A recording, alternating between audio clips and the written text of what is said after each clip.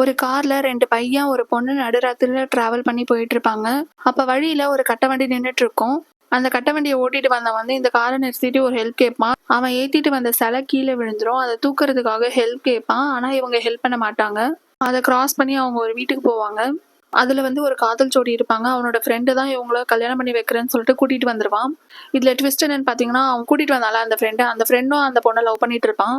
அப்ப வந்து இவனால பொறுத்துக்க முடியாது. அதனால கொலை பண்றதுக்காக பிளான் பண்ணுவான். அவன் கொலை பண்றதுக்காக பிளான் பண்ணும்போது திடீர்னு வீட்டுக்குள்ள ஒரு சவுண்ட் கேட்கும். என்ன சவுண்ட் கேட்குதுன்னு சொல்லிட்டு பார்க்கறதுக்காக போவான்.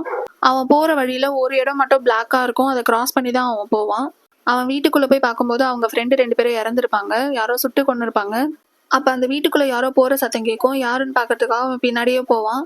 அப்ப அவனுக்கு பெரிய ஷாக்கா இருக்கும். அவன் சுட்டவன் யாருன்னு பார்த்தீங்கன்னா இவனே தான். ஒவ்வொரு டைமும் இந்த பிளாக் ஹோலை இவங்க கிராஸ் பண்ணும்போது வேற டைம்குள்ள போய் இவங்களே அவங்க பார்த்துப்பாங்க. கதை பிடிச்சிருந்தா லைக் பண்ணுங்க, மறக்காம சப்ஸ்கிரைப் பண்ணிடுங்க.